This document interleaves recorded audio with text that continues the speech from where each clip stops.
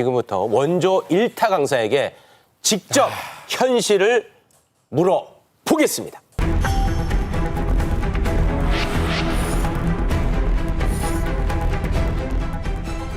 일부 강사들 연봉 200억, 연수입이 100억, 200억 가는 것이 공정한 시장의 시장 가격이라고 볼 수 없지 않습니까? 그래서 이거는 범죄입니다. 사회 악이죠.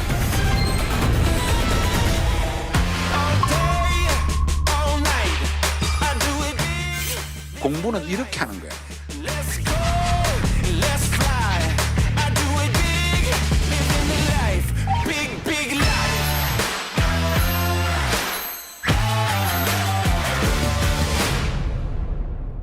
대한민국 사교육의 전설 원조 1타 강사와 함께 관련된 이야기 제대로 나눠보겠습니다. 메가스터디 손주은 회장 어서 오십시오. 네, 반갑습니다. 네, 어서 오십시오. 제가 뭐 시대가 달라서 그런 건지 아니면 제가 수능에 관심이 없어서 그런 건지 저는 잘 모르는데 네네. 우리 제작진들이요. 네네. 학창 시절에 신이었다고 그러더라고요. 신. 제가 아이, 뭐, 얼마 전에 네. 그런 정도는 06학번 네. 87년생들이랑 시간을 보낼 일이 있었는데 손사탐의 강의를 안 들은 친구가 한 명도 없더라고요. 아유, 대단한 과장이 전설. 심하신데. 예. 예. 간단하게 인사 좀 부탁드립니다. 네, 반갑습니다. 사실 저는 어쩌다가 학원 강사가 된 사람입니다. 그러니까 대학 졸업하기 4학년 때 결혼부터 먼저 해가지고 네. 마지막 한 학기 남겼을 때 뭐 생활비 문제가 좀 있어서 학생을 가르치기 시작했는데 네. 원래는 한 2, 3년 하려고 하다가 결국은 37년째 이 일을 하고 있습니다. 37년 차.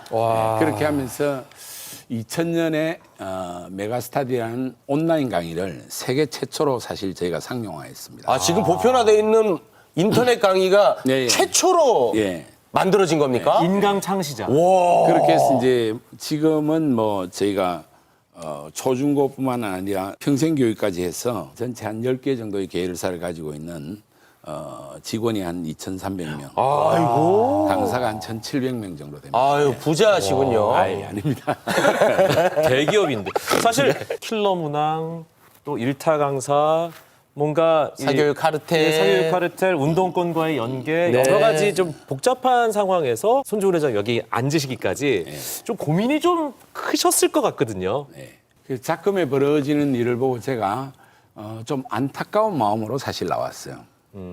이게 너무 그 확대 재생산되고 그러다 보니까 팩트가 아닌 것도 너무 많고 네. 특히 일타 강사 같은 경우에는 정말로 많은 학생을 가르쳐서 수입이 많은 거지 뭐 고액을 받았거나 정의롭지 못한 형태로 강의를 한다든지 그런 게 전혀 아닌데 네. 뭐 스포츠 스타로 말하면 손흥민이 공을 너무 잘 차기 때문에 네. 고액 연봉이잖아요. 네. 그거하고 똑같은 건데 네. 그리고 또 일타 강사들은 안에 한 10명에서 많게는 한 40명까지 스텝을 데리고 있거든요. 그러니까 거기 나가는 그 연간 지출도 상당히 많고 네. 하나의 중소기업이라고 봐야 됩니다. 네, 네, 알겠습니다. 있는 그대로 현실을 제대로 좀 전달하고자 예, 예. 어려운 결정하셨다 이렇게 네, 받아들이면 되겠죠. 네, 예. 자, 그러면 현안에 대해서 하나하나 차근차근 짚어보도록 하겠습니다. 대통령이 킬러 문항 수능에서 배제하라. 이런 발언 이후에 수능 이슈가 지금 계속해서 이어지고 있는 건데 네, 네. 아까 7년 차라고 했나요? 예, 37년 예. 사교육 시장에 계셨잖아요. 예. 킬러 문항에 대한 생각은 어떠신지가 궁금합니다. 지금 현재 수능에 있어서 킬러 문항이 문제가 되는 건 사실입니다. 네. 그래서 이걸 배제하고 공교육을 좀 정상화시키겠다. 공정 수능을 찾아가겠다 하는 것에 대해서는 근본적으로 저도 동의합니다. 아, 네. 공감하신다. 근데 이제 킬러 문항이라는 것에 대한 정의가 이번에 발표한 거가 네. 현장하고 좀 다른 것 같아요. 아. 현장에서는 정답률이 아주 낮은 문제, 네. 뭐 5% 이하, 10% 이하 이런 걸 킬러 문항이라 하는데 네. 이번에 그 교육부 장관께서 말씀하신 거 보면 공교육에서 벗어나 있는 영역에서 출제된 걸 킬러 문항이다 네. 이렇게 이야기를 하고 있거든요. 그렇습니다. 그 점에서 좀 다르고 그리고 이 킬러 문항 자체가 어떻게 하다가 이게 나오게 됐냐 하는 그 과정을 알아야 되거든요. 네. 사실은 킬러 문항을 만든 거는 교육당국이고 교육과정평가원이죠. 네. 거기에 사교육이 대응했을 따름인데 아. 그럼 이 킬러 문항이 나오게 된 거는 이명박 정부 때 EBS 연계 사교육 잡겠다고 그걸 한 70%까지 지나치게 하면서 지문이 그대로 나오고 아하. 유사한 문제가 나오다 보니까 이 변별력을 높이기 위해서 수능 자체가 많이 변질됐어요. 초창기 수능은 상당히 좋은 시험이었는데 이게 문제가 좀 복잡해지고 지문도 길어지고 비비꽈난 거죠.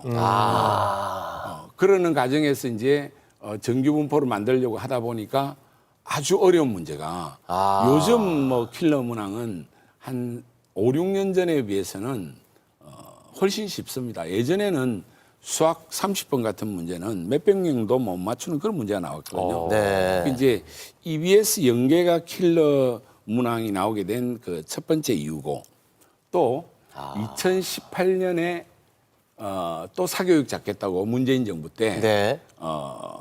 영어를 절대평가로 바꿨거든요. 맞아요. 네. 네. 근데 그 과정에서 풍선 효과가 나온 겁니다. 그러니까 공부 잘하는 애들 입장에서는 90점만 넘으면 다 1등급이니까 영어는 공부 안 해도 되는 거죠. 그러면서 오히려 국어와 수학에 집중하면서 몰리는 거예요, 그쪽으로. 네. 그러다 보니까 거기에 또 변별을 위해서 좀 더 어려운 문제가 나오기 시작했고. 근데 이제 그러면 영어는 사교육비가 줄었느냐?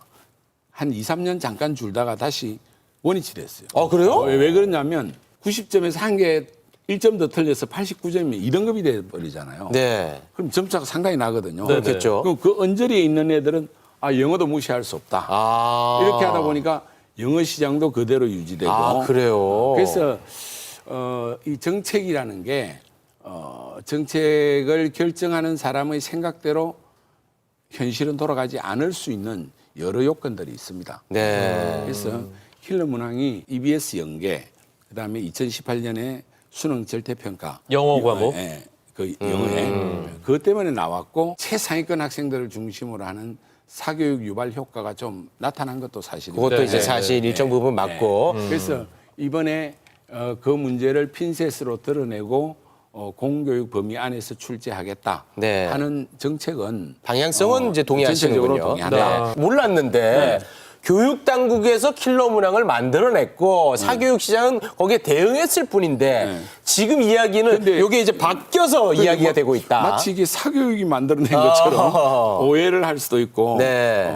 그 교육부가 킬러 문항 사례를 그 22개인가 이렇게 내놓지 않았습니까? 어제 발표했죠. 네, 근데 예. 그게 현장하고는 킬러 문항에 바라보는 관점이 좀 다른 것 그러니까 같다. 현장에서는 정답률을 가지고 보는 거고 이번에 교육부에서는 공교육에서 가르쳤냐 안 가르쳤냐 그걸 기준으로 했으니까 약간 온도차가 있죠. 아니 그러면 어찌됐든 간에 이 킬러 문항을 이제 배제하겠다는 건데 현장에서 그럼 이걸 어떻게 받아들여야 되냐는 거예요. 혼란스러울 거 아닙니까? 근데 이건 생각보다 그렇게 혼란은 크지 않을 겁니다. 그렇습니까? 이게 오히려 정치권에서 이게 진영 논리로 대립하고 또 언론들이 너무 지나치게 많이 다루고 하면서 어떤 면에서 그 과정에서 혼란이 더 풀려 보일 수 있다. 그런 측면이 있는데 실제로 킬러 문항과 관련된 학생은 최상위권 1% 학생이거든요.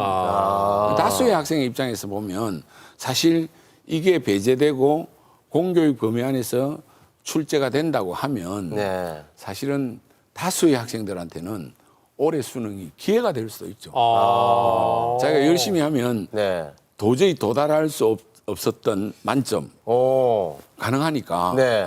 그러면 그 꿈이 생긴 학생들까지도 그래서 사교육 시장에 가서 사교육 시장 더 커지는 거 아닙니까 또? 그건 꼭 그렇다고 회장님만 좋으시겠네. 그렇지 않아요. 그러니까 사실은 대치동을 중심으로 하는 그 특별한 현상이 분명히 좀 약화될 가능성이 있을 겁니다. 뭐 지금 지방에서 KTX, SRT 타고 주말이면 올라오는 학생이 15,000명이다. 뭐 이런 이야기도 있잖아요. 근데 그 친구들이 이 킬러 문항이 사라지면 굳이 그렇게 할 필요가 없다는 선택을 할 가능성이 있죠. 그럼 준 킬러 문항 정도는 각 지역에서 그 사교육 시장에서 소화가 가능하다. 이제 이번에 킬러가 사라지면 준 킬러가 나올 거다 이 이야기를 하는데 네. 사실은 이 교육 현장에서는 중킬러라는 말이 2, 3년 전부터 나왔습니다. 킬러 문항의 정답률이 너무 낮아서 정답률을 좀 올리면서 중킬러에 해당되는 문제들이 최근 2, 3년 수능에서 많이 늘어났습니다. 그래서 이미 학생들 어느 정도 다 대응이 돼 있어요. 학생들이 그렇게 이번 사태 때문에 심각하게 혼란을 느낄 거라고 저는 생각하지 않습니다. 물론 최상위권 학생은 좀 조금 이제 혼란스러울 수 있고요. 킬러 네. 문항이 사라지면서. 네. 자기가 실수하면 자기보다 좀 못하는 애한테 따라잡힐 수도 있고. 그런 불안감은 생길 수 있을 거예요. 이 킬러 문항, 이 어려운 문제를 내는 이유는 이거는 이권 카르텔 때문이다. 그런데 그게 어떻게 연결되냐? 운동권 출신들이 학원가에서 큰 손이 됐어요. 그래서 그 사람들이 지금 민주당하고 교류를 하고 있다. 이런 주장까지 나오고 있고 어떤 언론에서 저는 회장님 이름을 봤어요. 노동운동 출신이라고. 예. 그래서 고백하시죠. 네. 이권 카르텔이란 말 네. 이번에 제가 처음 들었고요. 제가 알기로는 사교육 현장에서 뭐 이권 카르텔이라고 하려고 하면 결국은 공교육 당국이나 뭐 평가원이나 이렇게 뭔가 연결이 돼 있다는 거죠. 네. 근데 저는 이번에 사실 처음 들었습니다. 처음 들었고, 네. 뭐 그럴 수 있는 가능성이 전혀 없는 것은 아닐 수도 있다는 생각도 자꾸 뉴스에 나오니까 해봤는데, 네. 만약에 그런 게 있다면 이거는 정말 큰 문제죠. 찾아서 일벌백계 해야 되는 네, 거고. 네. 근데 현실은 그렇지 않습니다. 그리고 또 사교육을 좌파들이 장악했다. 이것도 사실은 말이 안 되는 이야기입니다. 우선 저 자신부터 고백하라 그러니까 네. 저는 노동운동 한 적이 없습니다. 그리고 보도를 봤는데 제가. 아니 그게 이제 위키에서 누군가 잘못 올려놓은 거를 그걸 받아서 쓰고 하면서 그래서 언론들이 왜 팩트 체크를 안 할까? 아무도 내한테 전화를 안 하더라고요. 그랬어요? 네, 내가 근데 한 언론사에 이야기를 해서 이야기하니까 죄송합니다 이렇게 이야기를 하는데 제가 들어오기 전에 검색해 보니까 운동권이라는 그 정보가 사라졌더라고요. 그랬습니까? 땡땡 위키. 그래요? 예. 하여튼 사실은 뭐 제가 뭐 좌우의 균형을 가지고 살려고 평생 노력한 사람이고 네네네. 어느 쪽도 아닙니다. 아니고 그리고 한 20, 30년 전에는 이 운동권 출신들이 이제 직업을 제대로 선택할 수 없으니까 학원가에 좀 들어왔지만은 그 세대들은 지금 다 사라졌습니다. 그렇습니까? 네. 사라졌고 사교육의 어떤 주도 세력은 전혀 다른 세력입니다. 네. 90년대 학번 심지어 뭐 002 근처의 학번들이지 않습니까? 예. 그러면 30대, 40대 초반. 네. 지금 그러니까- 일타 강사들은 사실 소위 MZ 세대 그렇죠. 예. 들 많잖아요. 예. 운동권 문화하고는 사실 관계없습니다. 네, 알겠습니다. 그래서 이게 정치권에서 이렇게 만들어가지고 문제를 키우는 게 네. 참 제가 안타깝다. 안타깝다. 네. 최소한 손준 회장님이 경험한 바에 따르면 이권 카르텔을 본 적도 없다. 이렇게 정리하겠습니다. 네. 이거는. 네. 네. 뭐 계속 신고 받는다고 하니까 네. 긴장을 계속 하시고요. 자, 어찌 됐던 간에 사교육이 너무 과열이다. 공교육이 엄연히 존재하는 우리 사회에서 사교육 26조. 이거는 건강하진 않은 거죠. 그렇죠. 예. 그죠? 예. 저는 그 27살부터 지금까지 37년간 이 일을 해오면서 정말 사교육비가 경감되기를 늘 바라면서 이 일을 해왔습니다. 사실 2000년에 메가스타디라는 온라인을 만든 가장 큰 이유도 네. 제가 그 한때 손사탐으로 유명했거든요. 네. 98년 여름에 새벽 1시에 학부모 한 분이 이제 따님하고 케이크를 들고 왔더라고요. 그래서 따님 성적이 많이 올랐는 모양이죠. 하니까 그 어머니가 성적이 많이 올랐을 뿐만 아니라 자기가 은평구에 살았는데 네. 손사탐도 듣고 뭐 이러려고 무리해서 엄마 아파트를 은행 대출 받아서 샀는데 대치동. 예. 근데 5개월 만에 3억이 올랐다는 거예요. 그러면서 이제 저한테 케이크를 주고 가셨는데 그래서 집에 가면서 생각을 해보니까 3억 벌었는데 케이크 한 개밖에 안 주냐 뭐 이런 생각도 들었고 그다음에 한편으로는 이건 내가 의도한 게 아닌데 사실 저는 앞에 10년은 20대에서부터 앞에 10년은 소수정예로 전과목을 한 20명만 가르치다가 거기에 대한 윤리적 고민 때문에 대중 강의로 전환해서 제가 한 달에 5천 명씩 가르치는 강사가 됐거든요. 아. 그래서 누구나 들을 수 있는 사교육을 만들었다 생각했는데 대치동 현상이 나오는 거죠. 그게 아파트 값에도 영향을 주고. 예. 그래서 이건 아니다 해서 그러면 사교육 안에서 사교육의 문제를 해결할 수 있는 길이 뭘까? 사교육의 지역적 불평등을 사교육 안에서 해결하는 길을 찾자라고 할 때 그해 가을에 저희 집에 케이블 TV를 설치했는데 홈쇼핑을 딱 보는 순간 제가 백화점이 집으로 오네. 그렇다면 학교와 학원이 집으로 올 수 있겠구나. 그렇게 해서 인강을 이제 제가 생각을 하고 99년에 유니텔 그 PC 통신에서 네네. 한 강의를 해봤어요. 해보니까 한 5천 명씩 들어오더라고요. 그래서 이건 분명히 가능하다. 그렇게 해서 2000년 7월에 이제 법인을 만들고 그 전에도 뭐 인터넷 강의가 있었지만은 이걸 상용화를 한 거는 메가스터디가 세계 최초입니다. 그래서 사실은 학부형들도 그런 이야기를 많이 합니다.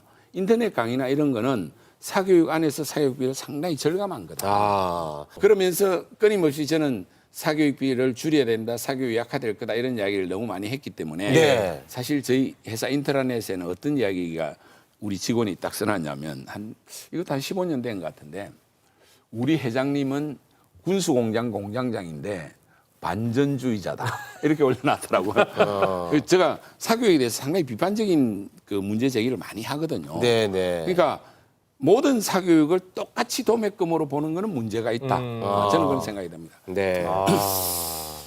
아무튼 간에 사교육 시장을 줄이는 쪽으로 네. 살아오셨다. 그리고 네. 그쪽으로 가는 것이 또 건강한 사회다. 이렇게 네. 정리하면 되겠죠. 네, 그렇게 갈 거라고 저는 믿고 있고 네. 근데 사교육이 잡히고 있다는 느낌은 안 들거든요. 예, 이게 왜 그럴까요? 이 근본적인 원인. 계속 반복 재생산이 되는 느낌이 아니 드는데. 근데 사교육을 잡는다라는 것은 사실은 어폐가 있는 말이죠. 사교육은 공교육의 어떤 보완제로서의 기능 네. 그리고 치열한 입시 때문에 나타난 하나의 한국적인 그 수요죠. 그러면 이게 근본 원인이 어디 있냐? 학벌주의 사회. 그다음에 학력에 따라서 임금 격차가 상당히 큰 문제. 네. 이런 문제를 근본적으로 해결하지 않고 사교육비를 잡겠다 하는 거는 네. 그 뭐 수능에 뭐 킬러 문항을 핀셋으로 뽑아내므로써 잡겠다. 그거는 말이 안 된다는 이야기죠. 네. 그런데 제가 이 자리에서 드릴 수 있는 말씀은 사교육 문제로 우리 국민이나 또 특히 정치권이나 이런 데서 너무 많이 고민 안 하셔도 됩니다. 왜냐하면 왜죠? 사교육이 네. 어떤 면에서는 마지막 단계에 와 있어요. 지금이요? 네. 왜 그렇죠? 저는 이제 최근에 대치동에서 나타나는 그 의대, 저는 그걸 의대 몰빵이라 그러는데 네네네. 그 뭐 초등학생부터 해서 전부 의대를 향해서 달리잖아요. 근데 어떤 현상이 말기적 단계에 갈 때 오히려 마지막 불꽃이 팍 높이는 거거든요. 네. 저는 그렇게 보는 겁니다. 왜 그렇게 또 보느냐면 인구 구조를 잘 보셔야 됩니다. 2002년부터 2016년 사이에 출생아 수는 40만 대를 유지하는데요. 2017년생부터 35만으로 떨어지면서 작년에는 24만 9천까지 확 떨어졌거든요. 불과 6년 사이에 인구가 15만 주는 거는 이거는 뭐 엄청난 사태가 일어난 거예요. 출생아 기준으로. 네. 예. 그런데 그 2017년생이 대학에 가는 학년도가 2036학년도거든요. 한 10년 좀 더 남았죠. 네네. 그때쯤 되면 수도권 대학이 미달이 납니다.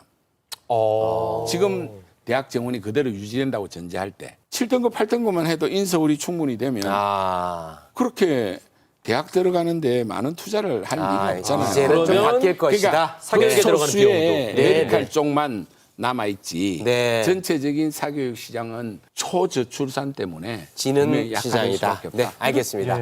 저 회장님, 시간이 다 돼가지고요. 이제 마지막으로 한 말씀만 듣고 마무리 지어야 될 것 같습니다.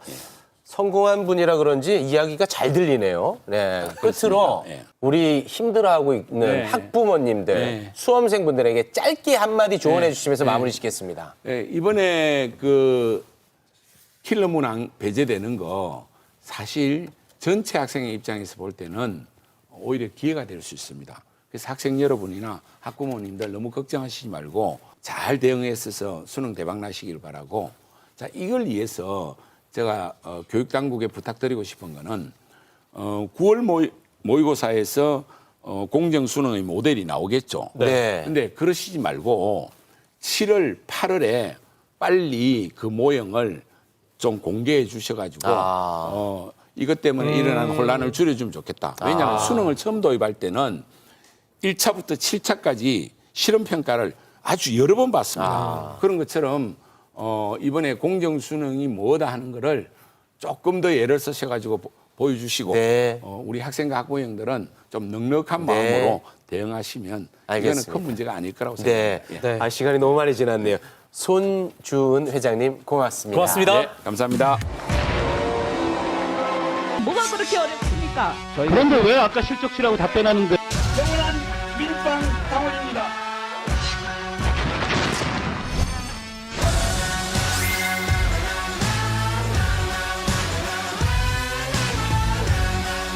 때론 경기장 밖에서 볼 때 더 잘 보이는 것들이 있죠. 할 말은 하는 여의도 마이너리그.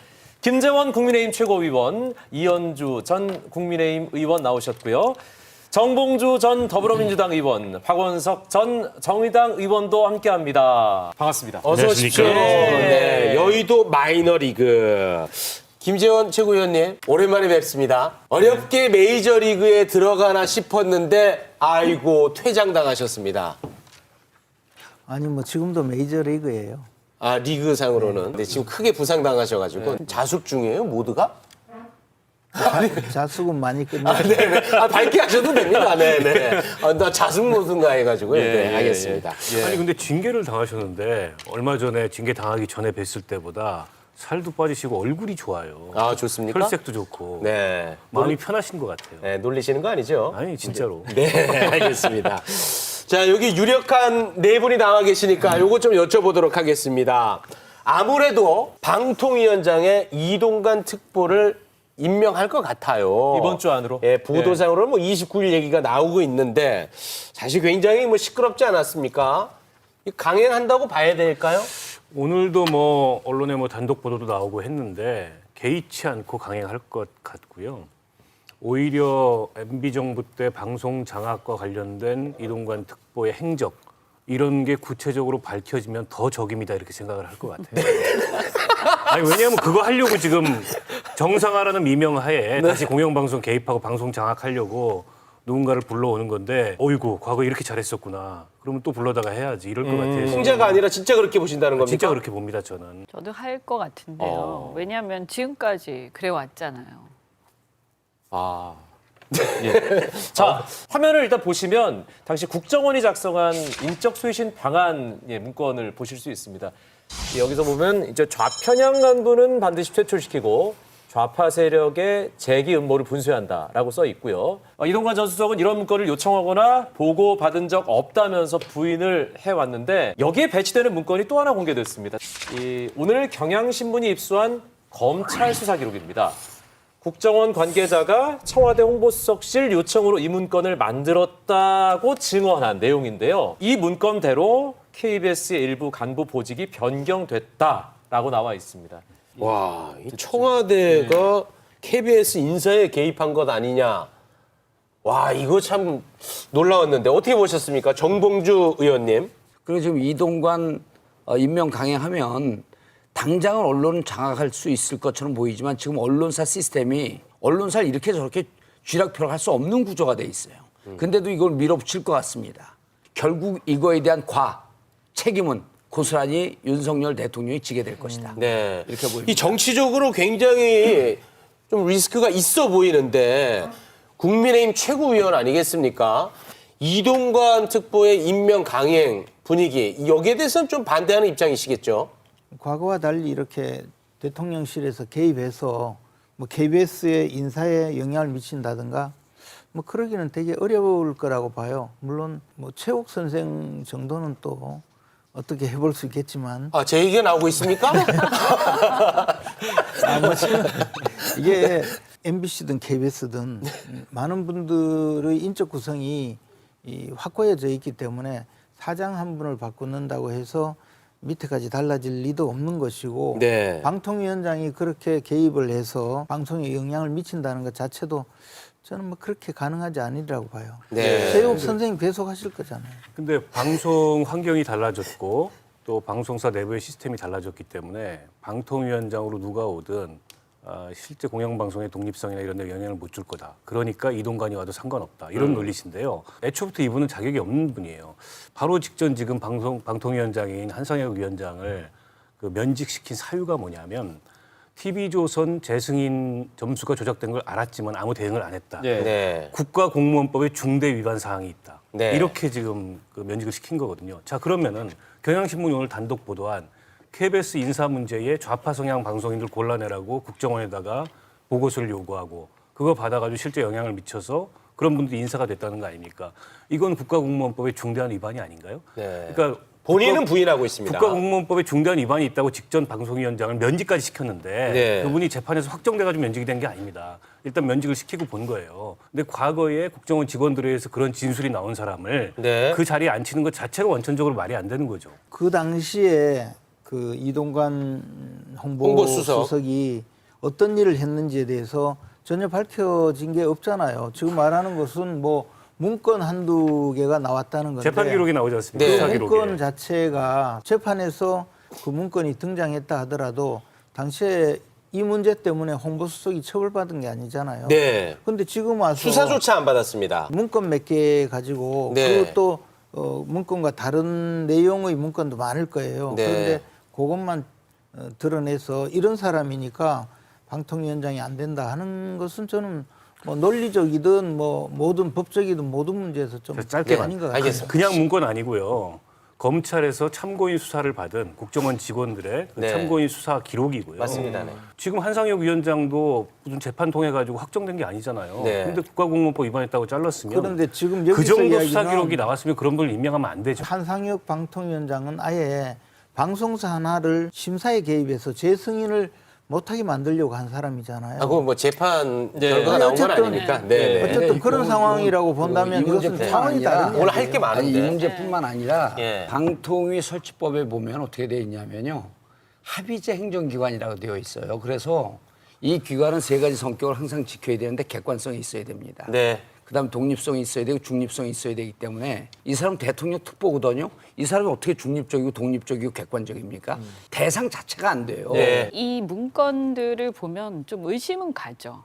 말씀하신 대로 확정적인 건 아닐지 모르는데 의심은 간단 말이에요. 네. 그러면 한상혁 방통위원장에 대해서 문제 제기 많이 했잖아요. 네. 그러면 같은 맥락에서 문제 제기가 이렇게 심하게 될 수 있는 사람을 임명하는 것은 전 적절치 않다. 일관되지 않다라고 생각을 해요. 네. 그리고 대통령께서 과거에 이런 문제들에 대해서 국정농단 특검을 하시면서 블랙리스트 이런 거 얼마나 엄하게 처벌하셨어요. 그래서 제가 대통령 입장 같으면 이런 문제로 논란이 되는 걸 굉장히 원하지 않을 것 같은데 네. 그럼에도 불구하고 언론 만약에 의심하시는 것처럼 언론 장악을 위해서 임명을 강행한다? 왜 그럴까? 네. 좀 이해 안 된다. 알겠습니다. 네. 김재원 최고위원 때문에 다 저랑 작별 인사하고 있어요. 아유. 지금 대한민국은 나라가 국민을 걱정하는 것이 아니라 국민이 나라를 걱정하는 지경이 됐습니다. 윤석열 정부에 말합니다. 모든 국정을 재정립해 주기 바랍니다. 대외관계를 바로잡아 주기 바랍니다. 대한민국이 이 지경이 된 데는 저의 책임도 있다는 것 잘 압니다. 저의 못다한 책임을 다하겠습니다.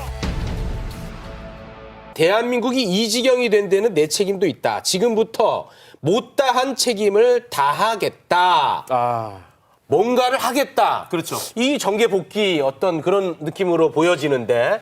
책임이 있죠. 이렇게 된 데는 그 이재명 후보가 경선에 이기고 난 다음에 공동선대위원장을 맡았어요. 한 달 동안 안 나타났습니다. 네. 이낙연 후보가. 네. 그럼으로 인해서 0.73% 졌어요. 그것 때문에 진 거예요? 저는 그것 때문에 졌다고 이거 봅니다. 또 들으시면 또 이거 분란이 생기겠네요. 아니요. 여기 내 개인적인 의견 부르라고 부른 거 아닙니까? 아니, 뭐라고 하는 건 아닙니다. 객관적으로 보는 사람, 그렇게 보는 사람들도 많아요.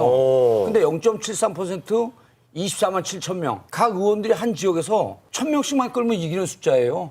그러면 의원들이 적극적으로 나오지 않았다라고 하는데 이재명 지지했던 사람들 적극적으로 나왔거든요. 이낙연 지지했던 사람들 코빼기도 안 보였습니다. 그러면은 이낙연 지지했던 사람들이 이렇게 하는 데 대해서 수장인 이낙연 대표가 책임을 져야죠. 그 책임지겠다는 것 같아요. 그걸 지겠다라고 반성을 하게 되면 저는 박수. 본인이 대선 후보가 되지 않아서 이 모양이 됐다 이렇게 얘기하는 것 같아요. 그거는 착각. 함부로 착각하지 마세요. 왜 이렇게 세게 말하시는 근데 제가 요즘- 보기에는요. 그게 아니고 아마 이낙연 대표 입장에서는 송영길 대표가 당선되는 과정에 돈 봉투가 뿌려졌다고 하니까 네. 송영길 대표가 당선된 것 자체도 문제가 있다 이런 생각을 분명히 가질 거예요. 네. 아마 미국에서 한국에 돌아올 때는 완전히 판을 뒤집어 엎어야 되겠다는 그런 각오를 가지고 왔을 거라고 봐요. 그러길 또 원하시겠죠, 우리 최고위원님은. 아니 우리가 원하든 원하지 않든 원치 않게 그렇게 갈 것이다. 결론은 그렇게 갈 것이고 네. 그렇게 해서 이재명 대표가 끄집어 내려오면 네. 민주당은 훨씬 강해져요. 더 좋아지는 겁니까? 왜냐하면 지금 저 이재명 대표 수준으로 정치를 해서는 안 되거든요. 근데 오랜만에 나오셔서 우리가 감이 좀 떨어지신 것 같은데 제가 한 말씀 드릴게요. 이번에 들어오실 때 이낙연 대표 들어오실 때 네. 의원들 4명 나왔어요. 1,000여 명이라고 이렇게 되어 있는데 잘못됐습니다. 지지자 1,000여 명. 1,000여 명이 안 돼요. 1,000명 미만입니다. 2011년에 잠깐만요. 2011년 대선 주자도 아닌 정봉주 감옥 갈 때 검찰청 앞에 10,000명 나왔고요. 12월 25일 날 출소할 때 그 추운 겨울날 3,000명 나왔습니다. 네, 대선 주자가 1,000명도 안 되는데 무슨 큰 소리 치고 아니, 전체 대세에 아무런 영향 없습니다. 네. 민주당이 갈라지길 바라는 두 분 기대사항이요. 기대는 안 저는 말입니다. 민주당 내부 사정에 대해서 관심이 없어요. 예. 민주당 내부 사정에 대해서 저희가 뭐라고 할 사항은 아니라고 생각을 하고요. 어쨌든 민주당이 야당 역할을 제대로 해줬으면 좋겠다. 그래야 그건 맞는 나라가 얘기입니다. 바로 예, 가니까. 그건 맞는 얘기입니다. 그래서 그런 면에서 오셨으니까 좀 잘하셨으면 좋겠다는 예. 생각 일단 있고요. 네. 그런데 저는 아까 본인이 책임이 있다 하셨잖아요. 정말 저는 맞는 얘기인데 조금 아쉬운 부분이 뭐냐면 지난 정권에서 국무총리를 하셨잖아요. 네. 그래서 네. 그러면 그 정권이 왜 정권 교체가 됐을까라는 거에 대해서 한번 생각해 보셨으면 좋겠다. 그리고 솔직히 말씀드리면 지금 윤석열 대통령에 대해서 우리 많은 불만들 갖고 있는 사람들 많지 않습니까? 뭐 우리 당은 좀 다른 사람들도 있지만 그런데 그중에 가장 큰 게 뭡니까? 또 갈라치기 하고 또 보복 정치한다라는 거 아니에요? 예. 근데 이게 언제 시작이 됐어요? 윤석열 대통령이 검찰총장 되시면서 시작된 거예요. 그럼 그때 그 부분에 대해서 본인은 어떻게 하셨는지 저는 좀 얘기하셔야 된다고 생각합니다. 네, 일단 자성의 목소리가 먼저 나와야 된다는 저는 말씀이고요. 이현주 의원님하고 같은 생각인데요. 네. 내 책임이 있다. 책임을 다하겠다고 얘기한 그 책임이라는 메시지가 혹여라도 지난 대선에 내가 후보가 못 되고 이재명 후보가 돼서 정권을 내줬다. 그에 대한 책임을 말하는 거라면은 좀 실망스럽고요. 그래요? 그러니까 지난 정부 때 총리도 하셨고 여당의 대표도 하셨어요. 네. 근데 민주당이 민심으로부터 멀어져서 결국엔 정권 교체가 되게 만든 몇 가지 사건들이 있었습니다. 조국 사태가 그랬고 그리고 추윤 갈등도 그랬고 또 당대표가 되신 이후에 위성정당 만들어가지고 선거제도 개혁 뒤엎었죠. 그리고 재보궐선거 공천 원인 제공하면 공천 안 한다 그랬는데 서울, 부산 다 공천했다가 두 선거에서 다 패했습니다. 그때 당대표 하셨어요. 그런 점에 대해서 본인의 책임에 대한 성찰이 있어야 된다고 봅니다. 네. 그래야 이재명 리더십과는 차별화된 네. 다른 비전을 보여주는 리더십으로서 네. 이낙연 대표에 대한 다른 기대를 만들 수 있지. 네. 사실은 과거에 민주당이 민심으로부터 멀어지는데 이낙연 대표가 중심적 역할을 하셨던 분이에요. 그렇게까지 보십니까? 근데 그에 대해서 무슨 성찰이 있습니까 지금? 네. 그런데 와서 친명이니 비명이니 이러면서 당내에서 이전 투구하고 치고받고 하는 거는 국민들한테 아무 감흥을 못 준다. 네. 이재명 리더십의 대체제가 될 수가 없다. 네. 알겠습니다. 그 좋은 지적이에요. 그 지적 형님도 반성 좀 하세요. 반성하고 있습니다. 반성하기 때문에 오늘 발언을 줄이고 있어요. 네. 자, 시간이 좀 다 돼가지고요. 네. 코너 아주 거친데요? 그러니까요. 예. 여기서 마무리 짓겠습니다. 아니 원래 정의당 얘기하기로 했는데 그것도 빼버리고 손해예요, 해봐야. 여기 안 가려고 지금 막 앞에 길게 했구나 이 두 분이. 알겠습니다. 함께해 주신 네 분 대단히 고맙습니다. 고맙습니다.